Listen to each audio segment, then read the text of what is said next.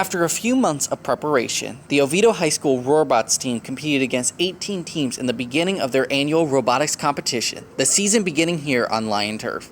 During each competition, the team spot must face a set of challenges in creating a tower, all in two distinct phases. So the robot has to get a foundation, it has a hook onto it, and then it has to pull it into or push it into the corner. So basically the goal of that is to take the blocks. They can either just lay it down on the foundation like this, or as long as it's like on the foundation it gets points, but the real way you get points is by stacking it. Each year, the robots are expected to assign a theme from the First Tech Challenge, also known as FTC. This season's theme is Medieval Mayhem, based on the central idea of Skystone. So we had to come up with a theme based off of what FTC put out, which this year is Skystone.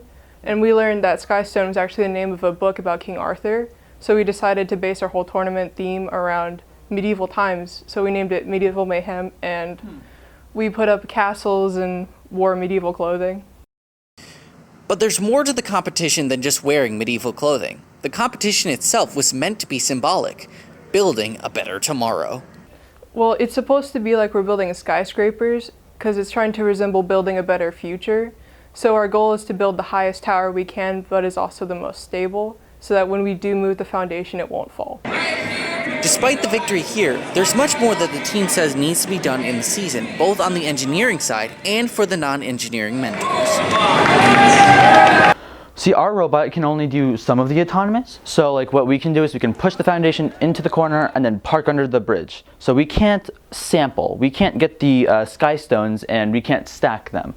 We probably want to find a faster method of stacking, because while it's pretty efficient now that we can get about 4 blocks high by the end of the competition, and that's at max, it's not on average.